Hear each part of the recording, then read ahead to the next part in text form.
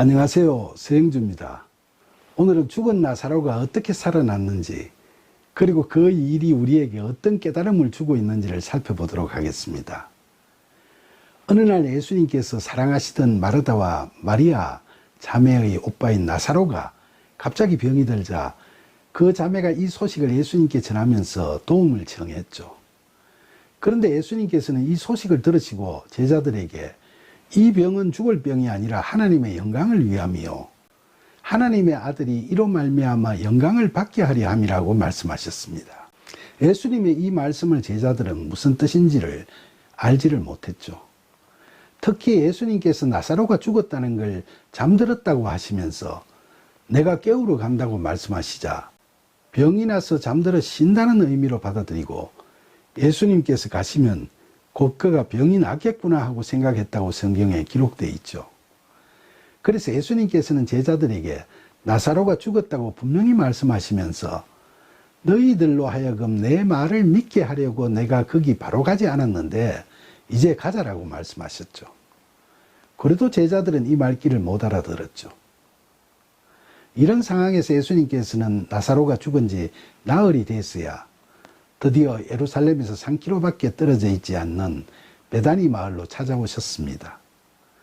예수님을 보자 마르다는 주님께서 여기 계셨더라면 우리 오빠가 죽지 않았을 건데, 그러나 이제라도 주님께서 무엇이든지 하나님께 구하시면 하나님께서 주실 줄로 믿습니다 라면서 나사로를 다시 살려달라고 애원했죠. 그러자 예수님께서는 너희 오빠는 다시 살아날 거야 라고 그녀를 안심시키십니다. 그런데 그녀는 마지막 날 부활 때에는 다시 살아날 줄을 저도 알고 있죠 라고 예수님 말씀과는 좀 다른 이야기를 합니다. 예수님께서는 이 땅에서 하나님 나라가 이루어지는 복음의 진리를 말씀하시는데 마르다는 죽어서 천국 가는 종말론적 소망을 이야기하고 있는 거니까 말이죠. 그러자 예수님께서는 마르다야, 나는 부활이고 생명이니 나를 믿는 자는 죽어도 살겠고 무릇 살아서 나를 믿는 자는 영원히 죽지 않는다. 이걸 너가 믿느냐? 라고 물으셨죠. 죽어서 가는 천국이 아니라 살아서 누리는 하나님 나라의 현재성에 대해 말씀하시면서 부활이요 생명이신 예수님을 믿느냐는 물으심에 대해 마르다는 주님은 그리스도시요 세상에 오신 하나님의 아들이신 줄 제가 믿습니다 라고 자신의 신앙 고백을 담은 응답을 합니다. 그런데 여기서 우리는 마르다가 아까는 부활 때 다시 살아날 줄로 안다고 했다가 이젠 그리스도시요 하나님의 아들이심을 믿는다고 이야기한 걸 주시할 필요가 있습니다.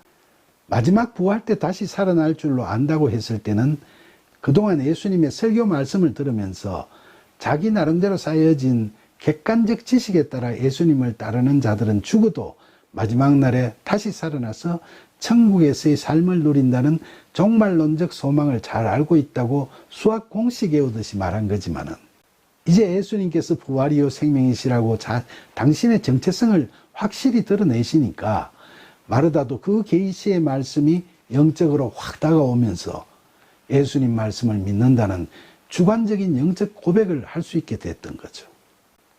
그리고 나서 예수님께서는 마르다 자매와 그들을 위로하던 유대인들을 데리고 나사로의 무덤으로 가셨는데 두 자매와 유대인들이 슬피 우는 것을 보시고 심령에 비통히 여기시고 불쌍히 여기시며 눈물을 흘리셨죠.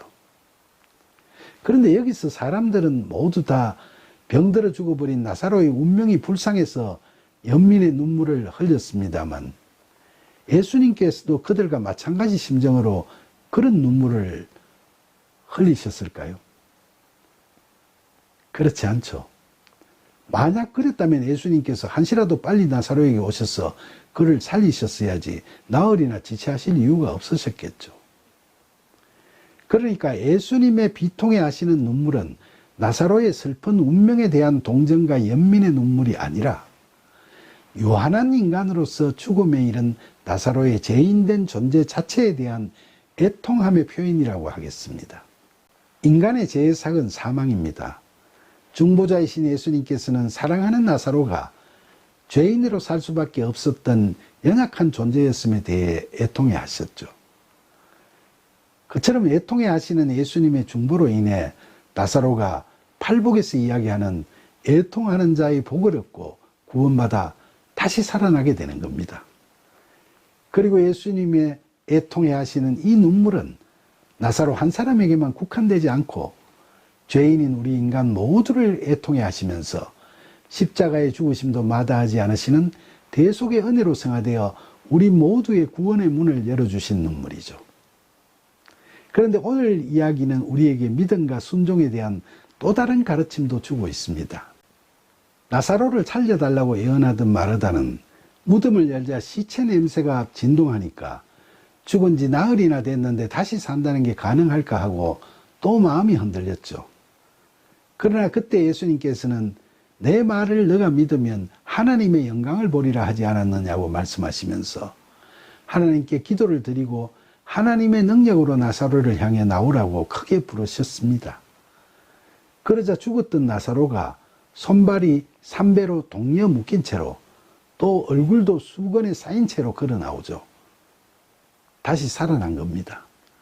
이 이야기는 나는 부활이요 생명이라는 예수님의 말씀을 우리가 믿으면 영적 죽음에서 벗어나 새 생명을 얻고 그리스도 안에서 영생을 누리게 된다는 걸 우리들에게 가르쳐주고 있습니다. 사실 예수님께서는 그동안 이러한 복음의 진리를 전파하시기 위해 숱한 이적을 베푸시면서 사역에 오셨는데도 불구하고 이를 믿지 않는 유대인들은 예수님을 핍박하고 죽이려고까지 했죠. 당시 대부분의 유대인들은 이처럼 놀라운 이적들에도 불구하고 예수님의 뜻을 제대로 이해하지 못했기 때문이죠. 그리고 이 이야기에서 중요한 부분은 예수님께서 나사로야 나오라고 하실 때 그가 비록 온몸이 결박된 상태이지만 그 극단의 상황에서 예수님의 말씀에 따라 일어나 걸어 나오는 모습을 보여주고 있는 대목입니다. 이건 말씀의 능력을 보여주는 것과 동시에 우리가 죄로 인해 영적 죽음의 상태로 심하게 부자유한 상황에 빠져 있을 때도 생명을 주시는 예수님 말씀에 순종하고 말씀을 따라 과감히 일어나 나오는 것이 구원을 받게 되는 길임을 알려주는 거죠. 오늘을 살아가는 우리도 다 나사로와 같이 죄 많은 존재이고 심지어 예수님의 복음의 진리를 제대로 이해하지 못하고 예수님을 핍박하는 유대인 같은 자들일 수도 있습니다. 그런데 죽은 나사로에게 생명을 주시기 위해 나오라 하신 예수님께서는 하나님 앞에서 죄인인 우리에게도 수고하고 무거운 짐진 자들아 다 내게로 오라고 부르시고 계십니다. 비록 우리가 세상사에 매달려서 복음의 진리를 믿지 못하고 영적으로 죽은 상황에 살아간다 해도 예수님의 이 말씀이 들리면 그때 우리는 한시도 주저하지 말고 일어나 나와야 합니다. 죽음에서 살아나온 나사로처럼 우리를 부르시는 예수님께로 두 손 들고 나오는 것이 바로 구원에 이르는 복된 순종이니까 말이죠. 그리고 죽은 나사로가 살아나올 때 아직도 그의 얼굴과 손과 발이 수건과 세마포로 덮이고 묶인 채로 나오는 것은 우리가 살아서 구원받는다 해도 인간적 한계와 무능력함이 그 순간에 그대로 다 극복되지는 않는다는 걸 깨닫게 합니다. already not yet. 이미 그러나 아직도라는 이중적 상황에서 구원이 완성되려면 하나님 나라의 자녀로서의 품성을 완성시켜가는 성화의 단계가 필요한 거죠. 이걸 깨닫게 하는 건 이야기 마지막 부분에 예수님께서 풀어놓아 다니게 하라는 말씀에서죠.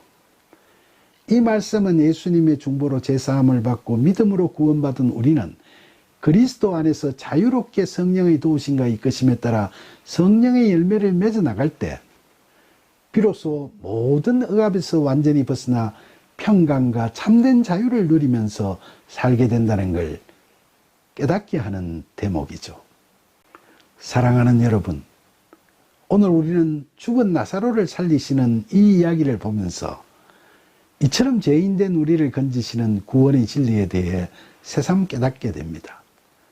그런데 오늘 이야기에서 클라이막스는 죽은 나사로가 다시 살아나오는 장면이라고 생각할 수도 있겠지만 저는 그보다 예수님께서 죽은 나사로를 보시고 심령의 비통이 여기시고 눈물을 흘리시는 그 장면이라고 생각합니다.